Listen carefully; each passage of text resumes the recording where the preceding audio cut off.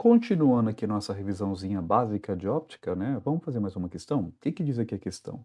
Observe a imagem a seguir. Qual das alternativas melhor explica o que envolve esta imagem? Então, aqui claramente a gente vê uma pessoa se olhando aqui no espelho, aqui no caso da moça, né? E ela está vendo a sua imagem, né? Então, o que que explica esse fenômeno óptico, né? Onde a gente consegue se enxergar ou ver um objeto, ou ver a nossa própria imagem, em um objeto assim, né? O que que a óptica, o que que a física, ela nos fala para poder entender esse fenômeno físico, no caso. No item A ele fala, é o princípio da independente dos raios de luz? Não, né? Esse princípio é aquela brincadeira, lembra que eu comentei na questão anterior? Então eu tenho um raio aqui vermelho que está indo naquela direção.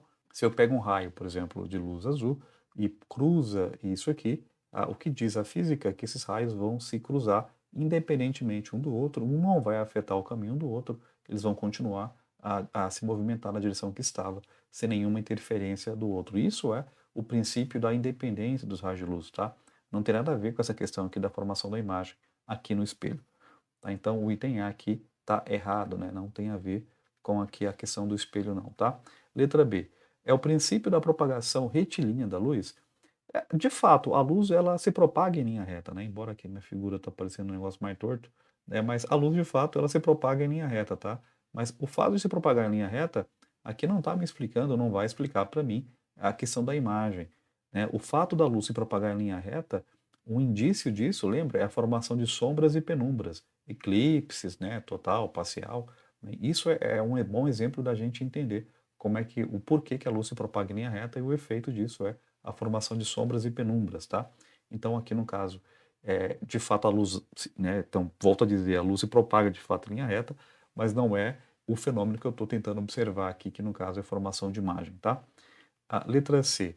Letra C fala que é o princípio da reversibilidade dos raios de luz, está correto, né? Então a luz, lembra, quando a luz ela bate numa superfície lisa e irregular, né? Então quando a luz ela incide em uma superfície lisa, essa luz, no caso, ela sai com o mesmo ângulo em que bateu, né? Esse é o princípio aí da reversibilidade da luz.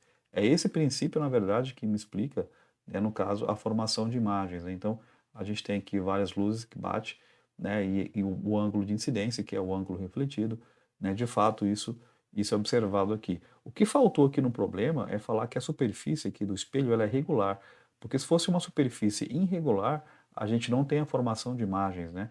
Então, o princípio da reversibilidade explica o fenômeno, mas faltou dizer também que a superfície tem que ser regular para tentar, para a gente observar esse efeito aqui de formação de imagem, tá? O item D, só para a gente ver o que que ele fala. A formação de penumbra a partir, não tem nada a ver com formação de penumbra, né? Penumbra tem a ver com a questão de que a luz anda em linha reta, né? Que nem penumbra a gente está observando, a gente está observando uma imagem, na verdade, tá? Aqui no item E ele fala, a imagem gerada a partir de uma câmera escura. Cadê câmera escura aqui, né? Bom, primeiro, que não tem câmera escura? E segundo, se fosse uma câmera escura, a imagem ia ser pequena e invertida, né? Então aqui não tem nada a ver com câmera escura não, tá?